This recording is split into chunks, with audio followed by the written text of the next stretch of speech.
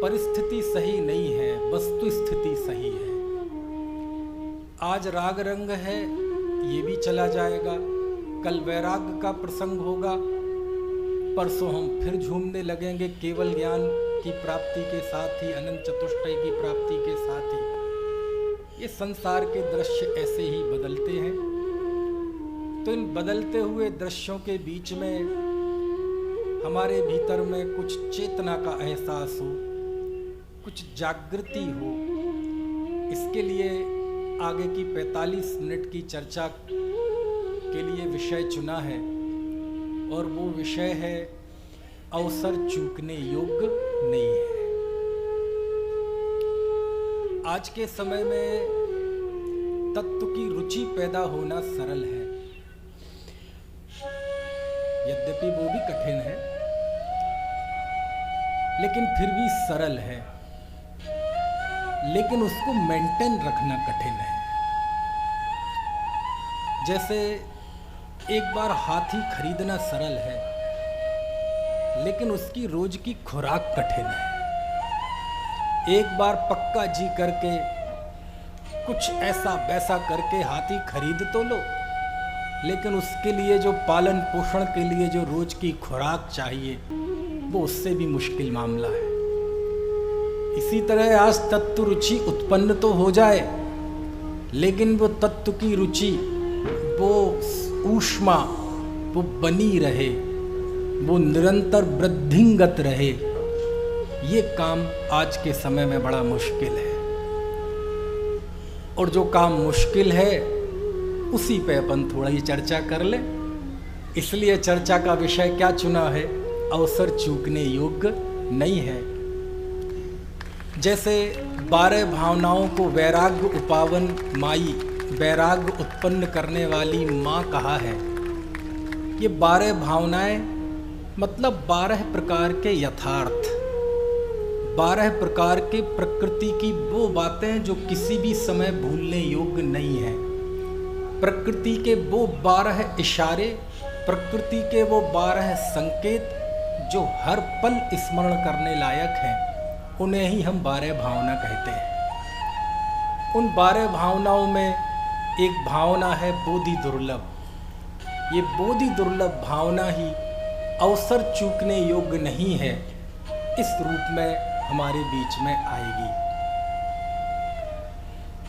जिस जीव ने आजाद देश में श्वास ली हो, उसे क्या पता कि गुलामी क्या चीज होती है। जिसने आजाद हिंद में श्वास ली हो, उसे क्या पता अंग्रेजों का अत्याचार क्या होता है, उत्पीड़न क्या होता है, जलियांवाला बाग हत्याकांड क्या होता है। लेकिन जिसने गुलामी झेली हो, उसे पता है आज़ादी किस चिड़िया का नाम है। जब हम 47 को आज़ाद हुए तो कितनी बड़ी त्रासदी से निकल कर आए थे। ऐसे ही कभी कभार आज हम जिन स्थिति में हैं, आज हमारे सामने भारत जैसा देश है। यदि पिढ़ावा की बात करें तो राजस्थान की वीर भूमि है, पिढ़ावा जैसी धर्म नगरी है। जिस कुल में कोई अन्याय अनीति ना होती हो, जिस कुल में कुदेवों की पूजा भक्ति ना होती हो, जिस कुल में देव गुरु धर्म की आराधना चलती हो, ऐसा कुल है। 10 कदम पे मंदिर है, 10-20 मिनट गाड़ी की यात्रा कर लें तो तीर्थ हैं, साधर्मी हैं, तत्व चर्चा है, आचार्यों के वचन हैं। इस युग में जिनवाणी के महाप्रभावक महापुरुष युग पुरुष गुरुदेव श्री के व्याख्यान हैं। इस स्थिति तक हम कैसे आए हैं, ये स्थिति कैसे बनी है?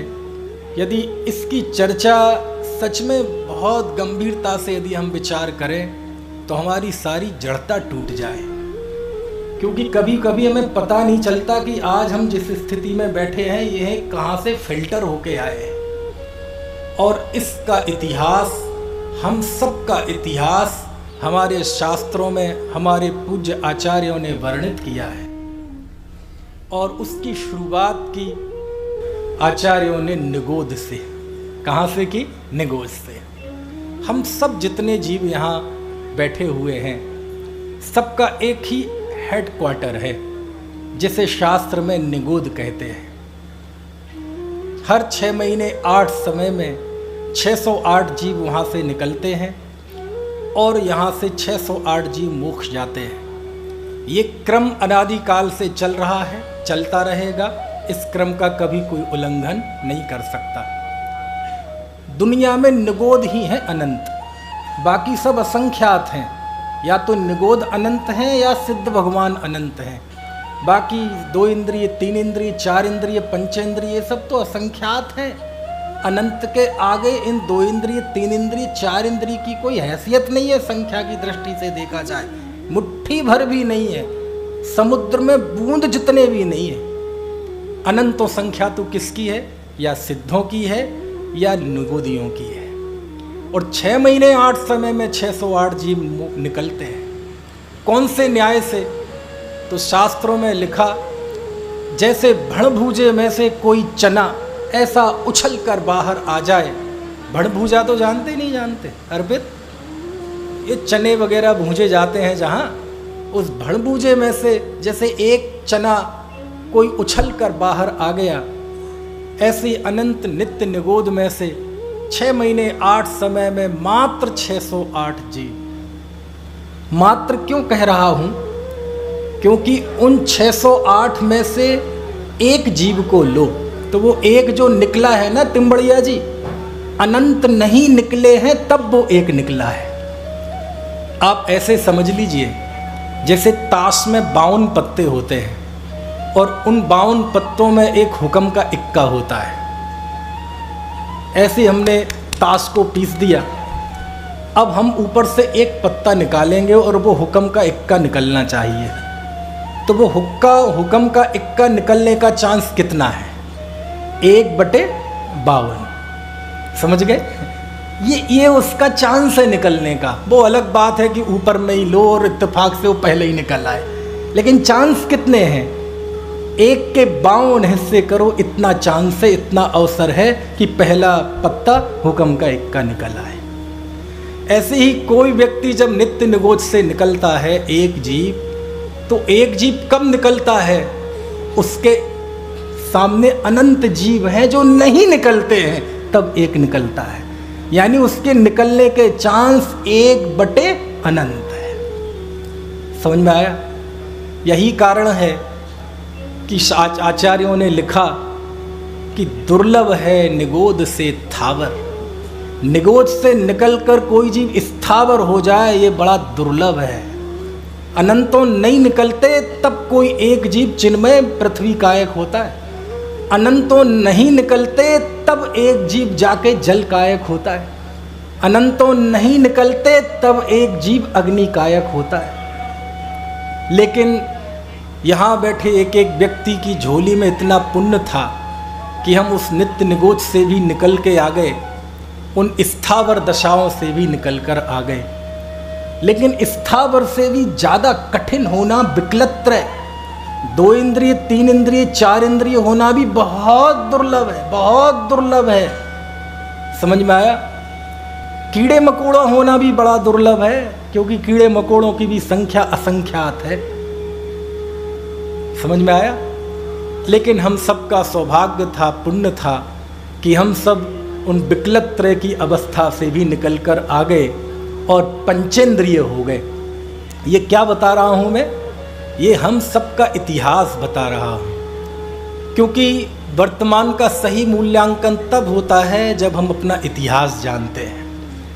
कभी भी इतिहास से अलग होकर वर्तमान का मूल्यांकन नहीं हो सकता है। ये इतिहास, ये सत्य कथा हमारी एक एक जीव की आचार्यों ने बताई है। लेकिन क्या करें, हमारी पढ़ने की आदतें चली गई, इसलिए हम पढ़ते नहीं, पढ़ते हैं तो विचार नहीं करते, विचार करते हैं तो निर्धारण नहीं करते, और निर्धारण करते हैं तो उसमें एकाग्र नहीं होते, और एकाग्र हो जाएं तो फिर कहीं कोई ज़रूरत है ही नहीं। समझ में आया? लेकिन हम सबका सौभाग्य था कि हम पंचेंद्रिय हुए। लेकिन पंचेंद्रिय तो नारकी भी है। ये मनीष बैठे, अच्छा, पंचेंद्रिय तो नारकी भी है। पंचेंद्रिय तो देव भी हैं, पंचेंद्रिय तो कुत्ता बिल्ली गाय भैंस चिड़िया भी है। क्या ये पंचेंद्रिय होना कोई बहुत बड़ा सौभाग्य है क्या? पंचेंद्रिय तो नारकी भी है ना। लेकिन हम सबका सौभाग्य था कि हम उस नरक जैसी महाभयंकर अवस्था से भी निकलकर वापस आ गए। देवगति के तृष्णा के दुखों से भी हम बाहर निकलकर आ गए, पंचेंद्रिय हुए, और पंचेंद्रिय में भी संगी पंचेंद्रिय हुए। लेकिन संगी पंचेंद्रिय तो तन में पशु भी है। आपको पता, कुत्ता बिल्ली गाय भैंस भी संगी पंचेंद्रिय है। ये भी सम्यक दृष्टि हो सकते हैं, ये भी अणुवृत्ति हो सकते हैं। और आपको क्या बताएं, पंचम गुण स्थान पे तो एक तरफा कब्जा इन पशुओं का ही है। असंख्यात स्वयंभू समुद्र में पंचम गुण स्थान वर्ती अणुवृत्ति हैं। मनुष्य तो कितने हैं, बहुत 29 अंक प्रमाण, बहुत मुट्ठी भर भी नहीं है। चौथे गुण स्थान पे एक तरफा कब्जा देवों और नारकियों का है। पंचम गुण स्थान पे एक तरफा कब्जा पशुओं का है। मनुष्य की सार्थकता तो छठे सातवें गुण स्थान से शुरू होती है, क्योंकि उसके नीचे तो नारकी पशु भी हो जाते हैं। खैर, वहां तक भी पहुंचेंगे। कहने का आशय यह है कि पशु भी होना दुर्लभ है, लेकिन हम सबका यह सौभाग्य था कि हम पशुओं की पीड़ाओं से भी निकलकर आज हम सब एक संगी पंचेंद्रिय पर्याप्त पूरी इंद्रिय वाले मनुष्य के रूप में हम यहाँ बैठे हैं। क्योंकि ये सौभाग्य पशुओं को नहीं मिलता। समझ में आया? यदि आप पशुओं को जीवन जाके देखेंगे तो सच में लगेगा कि हम तो बहुत चक्रवर्ती जैसा पुण्य है हमारे हाथ में। और ना हो यकीन तो कभी किसी दिन कत्ल खाने में जाके देख लो, कैसे लाखों पशु तड़फते हैं। समझ में आया? उन गायों को उल्टा लटकाया जाता है, कई कई दिन तक भूखा रखा जाता है, चीखती हैं, चिल्लाती हैं, उन्हें गर्म खौलता पानी हुआ उन पर डाला जाता है, अंत में उनके गले में कटार से कट मारा जाता है, खून बह रहा है, वो पूरा शरीर उनका तड़फ रहा है उल्टा लटकते हुए। समझ में आया? और तब तक तड़फते हैं जब तक कि उनकी जान न चली जाए। और जब ऐसी स्थिति देखते हैं तो हमें लगता है कि नहीं, अवसर चूकने योग्य नहीं है। कभी आप रास्ते में आते हैं, घर से निकले, आप बाइक से जा रहे थे और एक कोई कुत्ते का बच्चा सड़क पार कर रहा था। दुर्दैव से आपकी बाइक उसके पैर के ऊपर से निकल गई। समझ में आया? अब वो ची ची करते हुए, पी पी करते हुए कहीं कोने में जाके घास फूस में पड़ा रहेगा।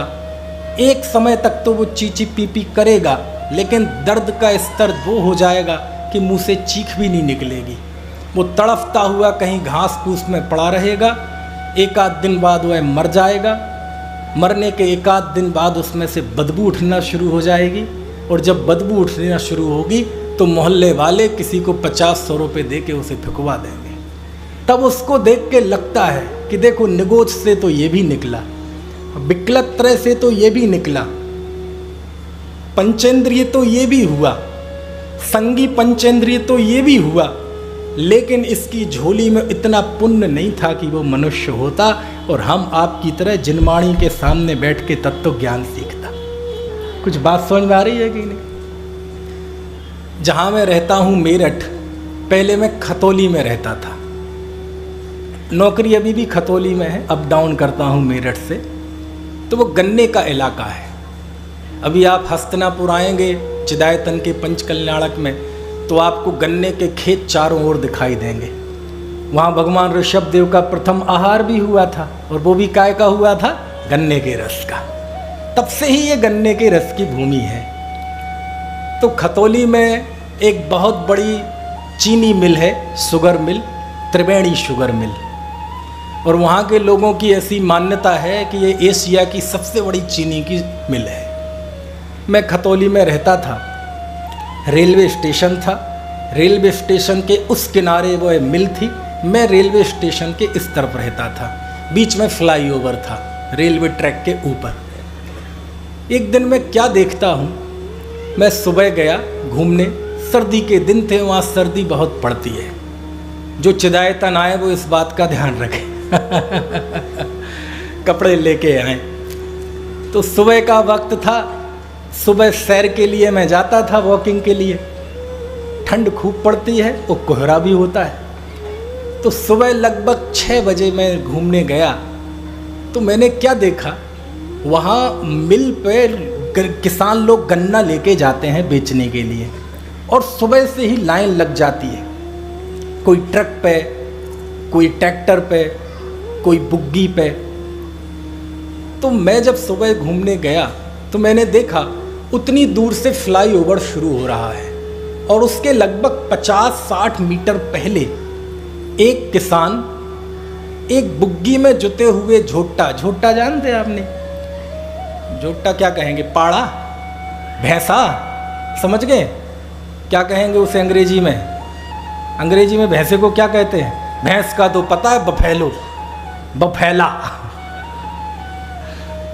तो वो भैंसा, उसको वहाँ लोकल की भाषा में कहते हैं झोटा, और वो जो गाड़ी चलाता है उसको बोलते बुग्गी। और मैं क्या देखता हूँ कि एक बुग्गी पे ऊपर तक गन्ना लदा हुआ है, ऊपर तक गन्ना लदा हुआ है, और एक झोटा उसमें जुता हुआ है। और वह किसान, सुबह का वक्त, 6 बजे का वक्त, ठंड, मुंह में से वो हवा निकल रही है, कोहरा है, और वो उसे बड़ा प्यार कर रहा है।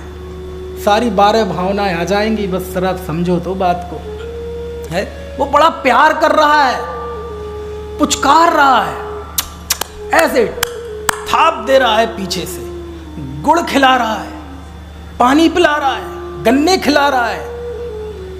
मैंने कहा सुबह सुबह 6 बजे का वक्त ये क्या माजरा है? मुझे थोड़ी जिज्ञासा हुई तो मैं थोड़ा वहीं पास में ही टहलते टहलते, उसे पता न चले कि मैं देख रहा हूँ, और मैं उस सीन को, उस नज़ारे को बहुत बारीकी से देख रहा हूँ कि देखूँ तू इतने सुबह सुबह इस आदमी को, इस भैंसे पे इतना लाड़ क्यों आ रहा है, इतना प्यार है। फिर कुछ देर बाद समझ में आती है बात कि चूंकि अब वो ट्रक तो है नहीं कि फर्स्ट गियर में चढ़ा दो, पीछे बहुत गन्ना लदा हुआ है, और वो पशु की ताकत नहीं है कि इतनी खींच सके, और चढ़ाना है तो यहां से उसे रेस बनानी है, और रेस बनाने के लिए ताकत चाहिए, और ताकत के लिए वो खिला रहा है। और मैं कुछ देर बाद देखता हूं अब वो चढ़ने के लिए तैयार होता है, और वह दौड़ लगाता है, और जो हाथ अभी पीछे थप थप कर रहे थे, उन हाथों में अब थप थप नहीं थी, हंटर था, और वह सोटे, सोटा बोलते यहाँ लोकल भाषा में, वहाँ सोटे पे सोटा, सोटे पे सोटा मार रहा है। समझ में आया? उसकी ताकत है नहीं खींचने की, लेकिन वो खींच रहा है, खींच रहा है, खींच रहा है। मैं क्या देखता हूँ, वो जो गाड़ी जो यहाँ उसकी गर्दन पे लगती है ना, यहाँ ये बिल्कुल खूना खच्चोरा है, पुराना खून ताजा जा था वो जम गया है, वहाँ तारकोल की तरह हो गया है, उसमें मक्खियाँ भिनक रही हैं, और अब ये लगने से ताज़ा खून बह रहा है।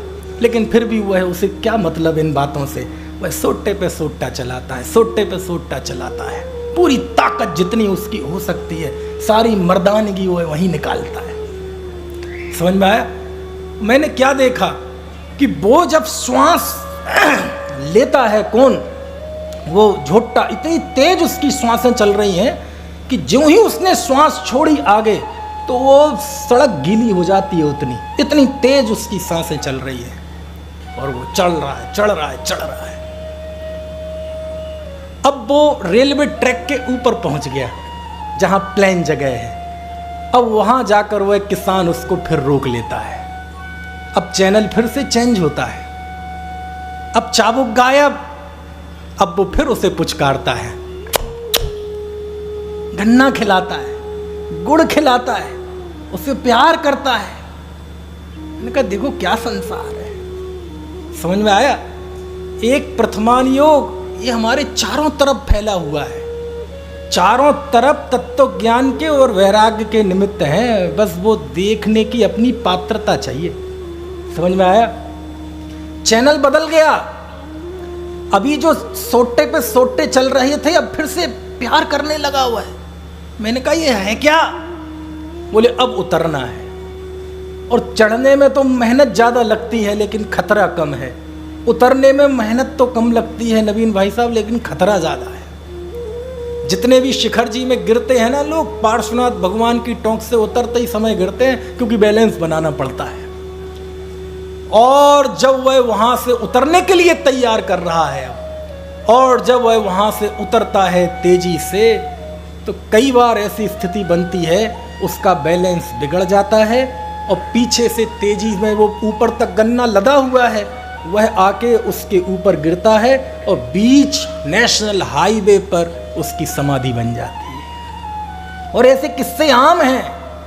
और जब ऐसी चीज़ें देखता हूँ तो फिर हमारा लगता है कि हमारे आचार्यों ने जो बोधि की दुर्लभता बताई है, मनुष्य पर्याय की दुर्लभता बताई है, उसको देखकर लगता है कि ये अवसर चूकने योग्य नहीं है। समझ में आया? हमारे पास जो सौभाग्य है, हमारे पास जो पुण्य का उदय है, हमारे पास जो संपत्ति है, उसको नसीब नहीं हुई बेचारे को। समझ में आया ना? लेकिन जो भी हुआ, हम सब इतने सौभाग्यशाली थे कि निगोज से भी निकल कर आ गए, विकलत्रय से भी निकल कर आ गए, पंचेंद्रिय हुए, संगी पंचेंद्रिय हुए और त्रेंचों से निकलकर कौन सी गति में आ गए? मनुष्यों में आ गए। हर आदमी रोने को तैयार है, मेरे पास ये नहीं है, मेरे पास ये नहीं है, मेरे पास रोजगार नहीं है, मेरे पास। एक बात बताऊं, आज आपको एक होमवर्क देता हूं। पंच कल्याण को मैं कभी दिया नहीं, लेकिन आज देता हूं पिड़ावा की इस भूमि से। मुझे पता है पंच कल्याणक के निमित्त से बहुत ऐसे लोग भी आते हैं जो हो सकता है पहली बार प्रवचन सुनने आए हो, और मैं जब भी सभाओं में जाता हूँ मेरी निगाह लाइन में लगे हुए उस आखिरी आदमी पर रहती है कि वो भी आए तो 2 लड्डू लेकर जाए। समझ में आया? आप करना होमवर्क, रात में जब आप बैठे ना आप होमवर्क करना, और अब टाइम ना मिले तो जब टाइम मिले तब करना। आप पेन कागज लेना, कागज के बीच में एक लाइन खींचना, इस तरफ आप उन चीज़ों के नाम लिखना जो चीज़ें आपको प्राप्त हैं, और दूसरी तरफ उन चीज़ों के नाम लिखना जो आपको प्राप्त नहीं है। कौन कौन सी? कौन कौन सी?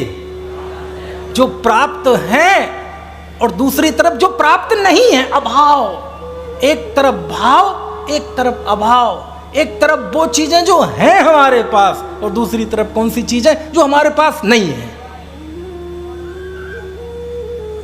और यदि आप बहुत गहराई से विचार करेंगे तो ऐसा लगेगा कि ये जो है वाली लिस्ट है, ये इतनी बड़ी है, इतनी बड़ी है कि नई वाली लिस्ट में तो कुछ है ही नहीं। मैं आपसे पूछता हूं, अनंतों जीवों के मुकाबले आप निकलकर स्थावर हुए, ये है। स्थावर से निकलकर विकलत्रय हुए, ये है।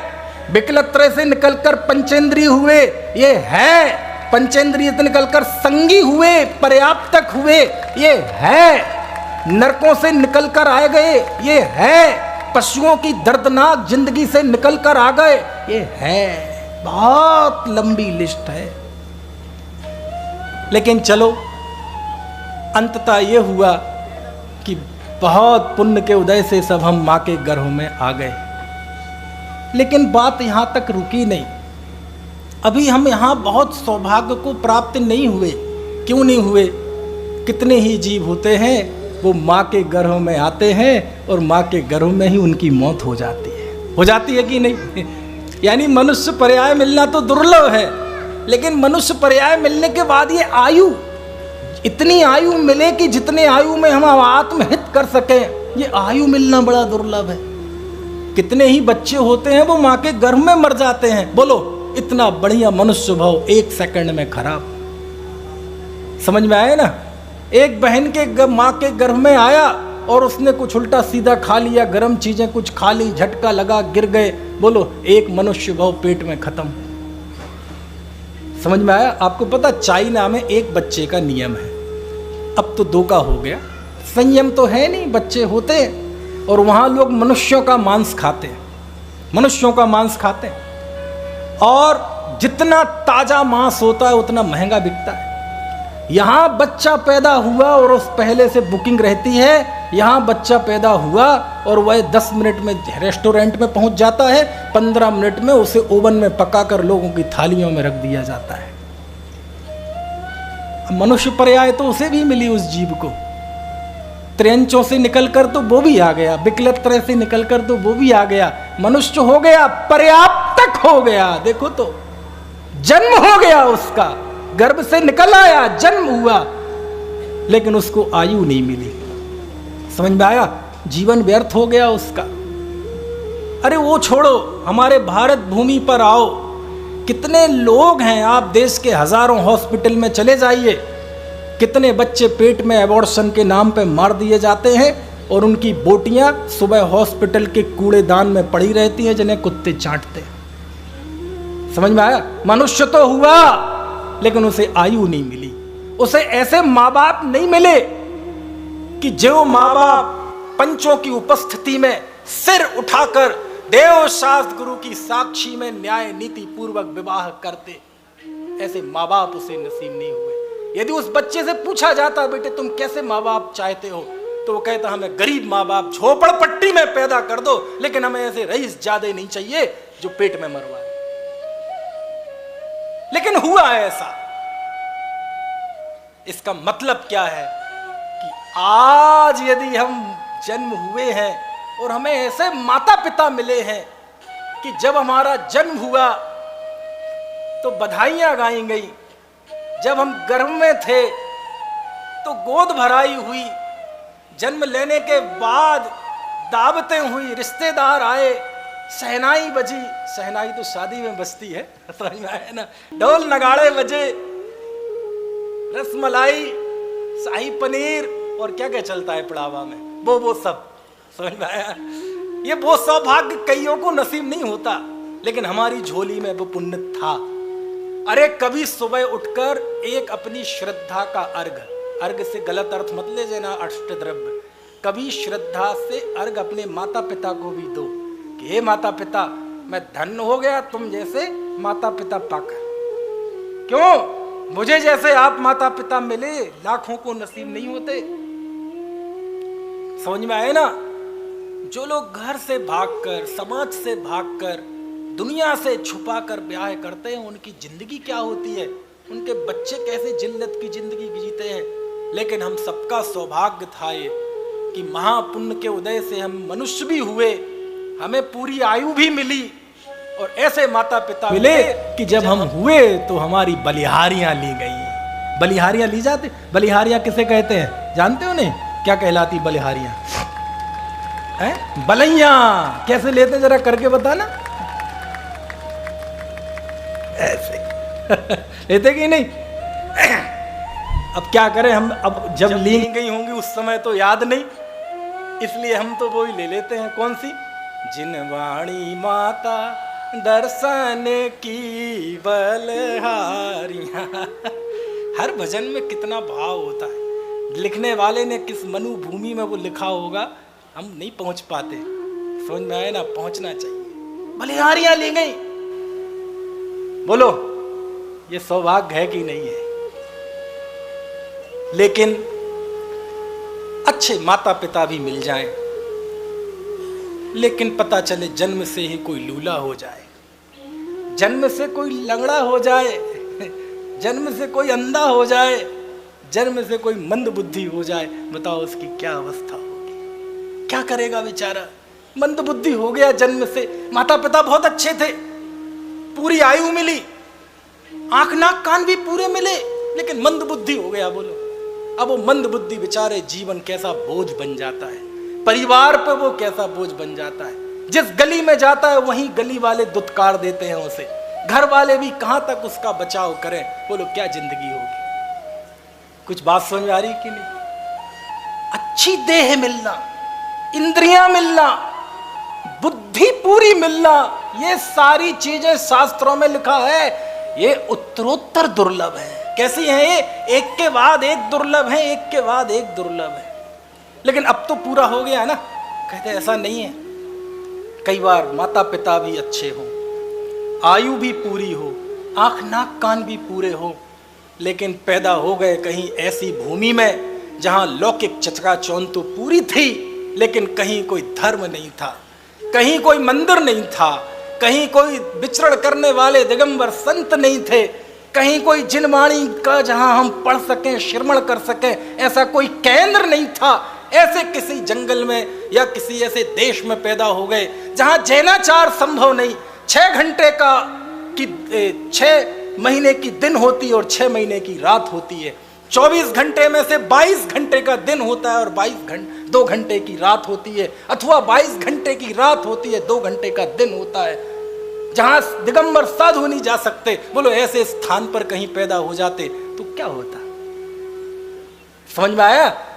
तब जाकर हमारे आचार्यों ने इस पवित्र भारत भूमि कर गीत गाए कि यह सौभाग्य है हमारा कि हम ऐसे स्थान पर पैदा हुए हैं जहां एक आंख उठाओ तो ये मंदिर, दूसरा उठाओ तो नया मंदिर, यहां हाथ उठाओ तो पुराना मंदिर है। कितने मंदिर हैं पढ़ावा में? हैं 7 मंदिर।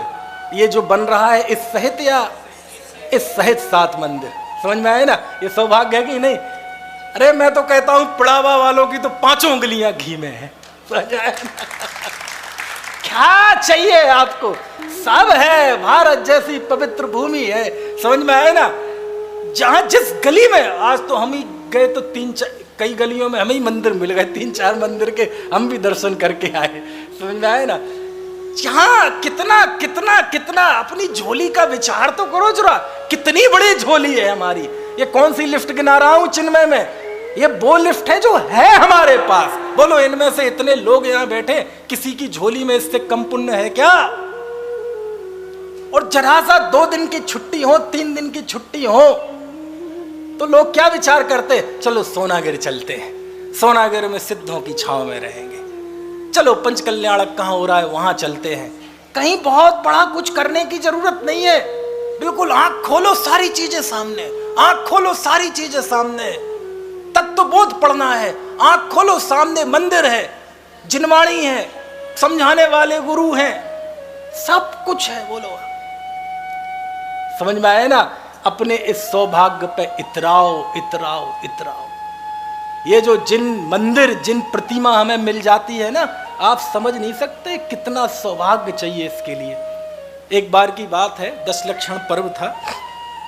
10 लक्षण पर्व में मैं आखिरी 10 लक्षण पर्व वहीं गया था। ये है 2013 या 14 की बात। विदिशा कोई बैठा तो नहीं गलती से? विदिशा का नहीं बैठा। तो विदिशा में 10 लक्षण पर्व में मैं था वहाँ। तो 4-5-6 दिन बीत गए। तो 10 लक्षण पर्व में एक मुंह बोली बहन थी मेरी, सागर की। कहाँ है सुनील जी? कहाँ है? नहीं दिख रहे हैं क्या सागर के सुनील जी? नहीं है। अच्छा, बंगेला जी भी तो थे, सब गायब। अच्छा चलो कोई बात नहीं। तो गांधी जी, मेरी मुंह बोली वहाँ यूके में किसी शहर में थी। यूके समझ गए आप? इंग्लैंड है ना, यूके, यूनाइटेड किंगडम। तो वहाँ थी। तो 5-6 दिन बीतने के बाद, बीनू भाई 10 लक्षण पर्व की बात है, तो मैंने फ़ोन किया। फ़ोन करके पूछा और कैसे चल रहे? उनने पूछा। मैंने कहा मेरे 10 लक्षण तो सही चल रहे हैं और यहाँ विदिशा आया हुआ हूँ, यहाँ बड़े मंदिर में व्याख्यान होते हैं, अच्छा है सब। बहुत चंचल थी वो, बहुत मुँह बोली थी मेरी। पाठशाला में मैंने बचपन से पढ़ाया उसे, अब शादी हुई और वहाँ किसी वजह से वहाँ जाना पड़ा। और मैंने जब उसको खूब चहक चहक के बातें कर रही थी, और जब मैंने पूछा तुम्हारे 10 लक्षण कैसे चल रहे हैं, तो उस समय वो चुप हो गई। मुझे लगा क्या बात, फोन कट हो गया क्या? नहीं, फोन तो चल रहा है, सेकंड्स भी चल रहे हैं। मैंने कहा हेलो हेलो क्या हुआ? चुप। और उस समय मैंने इतना गंभीर उसे जिंदगी में कभी नहीं देखा। बोले भैया हमारी मत पूछो। बोले क्या?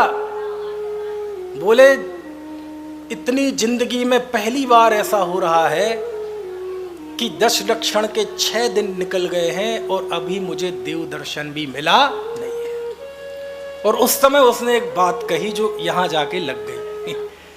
उसने कहा भैया पाठशाला में आपने पढ़ाया है, कौन सी पंक्ति? अति पुण्य उदय मम आया, प्रभु तुमरा दर्शन पाया।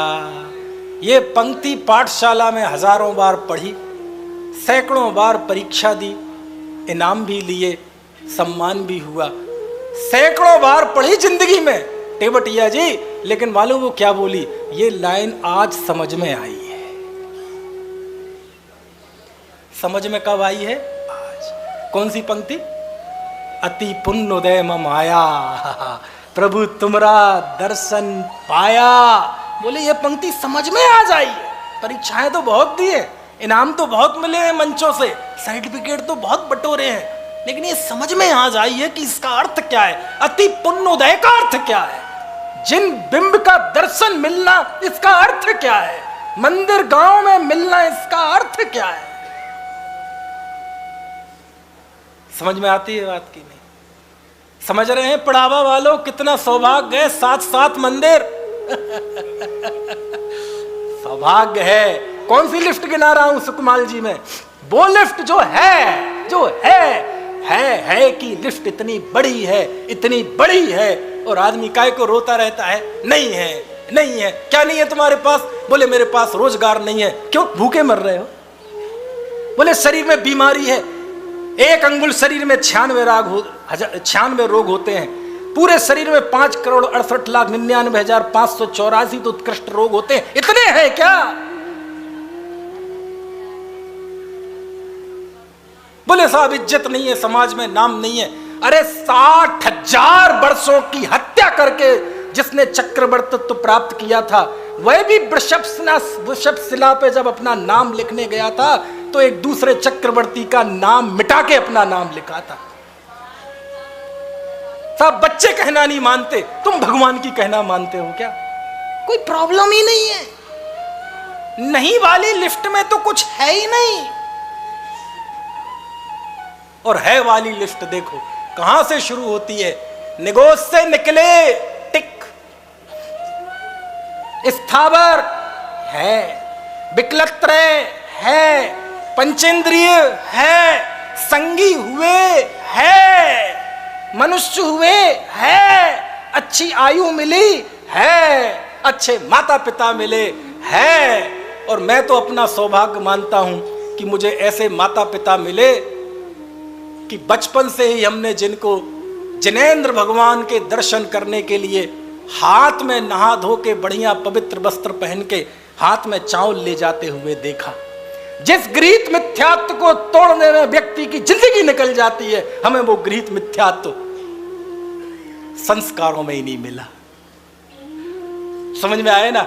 और मैं ऐसा महसूस करता हूं कि कुदरत हमें एक मौका ऐसा जरूर देती है कि बेटे तुम्हारे पास सब होगा, तुम्हारी झोली में सारा सौभाग्य होगा, पुण्य होगा, मनुष्य होगे, भारत जैसी भूमि होगी, अच्छे माता पिता होंगे, बुद्धि होगी, समय होगा, शक्ति होगी, आजीविका होगी। अब चाहो तो तुम अपना आत्म कल्याण कर लो। और मुझे ऐसा महसूस होता है कि वो जो एक भाव मिलता है असंख्यातों पर्यायों के बाद, मुझे ऐसा लगता है मेरा तो भाव कम से कम वो ही है। क्योंकि ऐसा लगता है अब कुछ बाहर में चाहिए नहीं, अब तो जो चाहिए भीतर में चाहिए। यदि इस दृष्टि से बैठो तो यहां एक एक व्यक्ति जो पीछे चप्पलों में भी बैठा होगा, उसे भी ऐसा लगेगा कि मैं तो चक्रवर्ती हूं। चक्रवर्ती जैसा पुण्य हमारे हाथ में है। समझ में आया?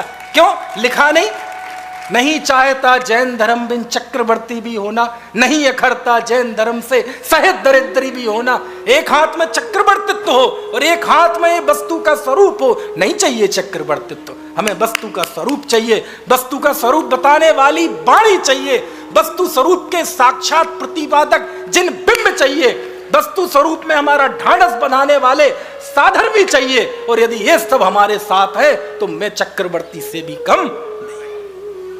ये सौभाग्य। लेकिन पंडित टोडरमल जी कहते हैं, सुनो सुनो सुनो, क्या कहते हैं? कोड़ी को अमृत पान कराया जाए और वह ना करे, दरिद्री को चिंता मणि रत्न दिखाया जाए और वह कहे ना। तो उसके अभागेपन की महिमा हमसे तो नहीं कही जा। अब ये कहने की शैली है, वैसे तो कही दी और क्या कहे नहीं समझे आप। कोड़ी आदमी है बिल्कुल बाहर जंगलों में नार की यातना झेल रहा है और उसको कहा जाए बेटा अमृत है, इसे पी ले, सर्वांग सुंदर हो जाएगा कामदेव जैसा। जो लोग दूर भाग रहे हैं ना, सब नजदीक आ जाएंगे। और वह ना पिए, शंका करे पता नहीं इसमें तुमने कुछ मिला तो ना दिया हो।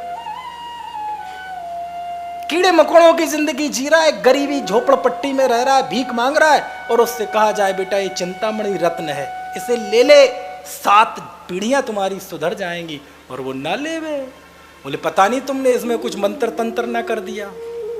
मैं तो नहीं लेता।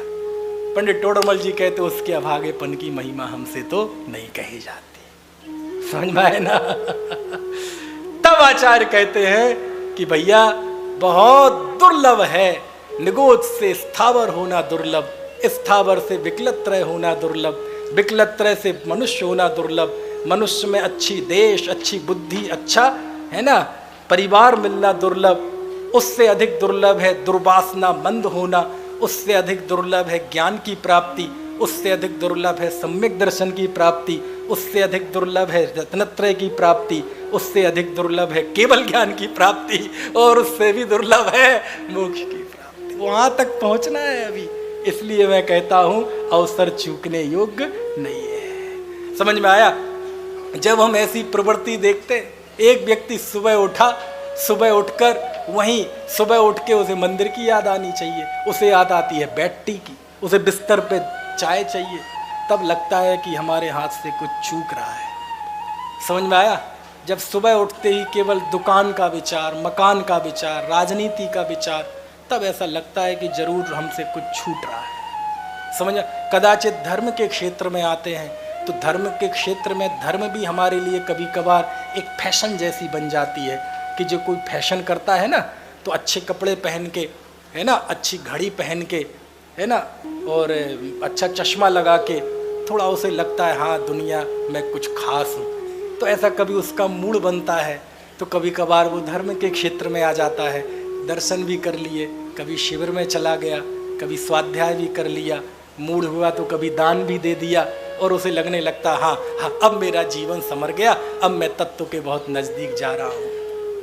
ये भ्रम है, नहीं है ये सब, बहुत आगे है इसका रास्ता, बहुत आगे जाना है, आत्मोपलब्धि तक पहुंचना है, क्योंकि आत्मोपलब्धि के पहले इन सब चीज़ों की कोई कीमत नहीं है। धर्म की शुरुआत भी आत्मोपलब्धि से ही होती है और धर्म की पूर्णता भी आत्मोपलब्धि में ही होती है। इससे ना 1 इंच एक आड़े बाल नीचे धर्म है और ना एक आड़े बाल ऊपर धर्म है। जब तक यहाँ नहीं पहुँचेंगे कहीं ना कहीं हम अटक जाएंगे, कहीं ना कहीं भटक जाएंगे। हम उस बिंदु तक पहुँचें, लेकिन वो तब पहुँच पाएंगे जब हमें इस उपलब्ध संयोगों की कीमत होगी और ये अंदर में भावना आएगी कि नई अवसर चूकने योग्य नहीं है। क्यों? ये संयोग मिलने में तो कितने वर्ष बीत जाते हैं, लेकिन इनको बिखरने में एक पल भी लगता नहीं है। और वह पल आए और ये सारे संयोग बिखरे, उसके पहले यदि भेद विज्ञान कर लिया, स्वरूप की प्राप्ति कर ली, तो ही ये पल धन्य है, तो ही ये जीवन धन्य है, अन्यथा ये जीवन व्यर्थ चला जाएगा। इसी भावना के साथ अभी की बात समाप्त कर दूं।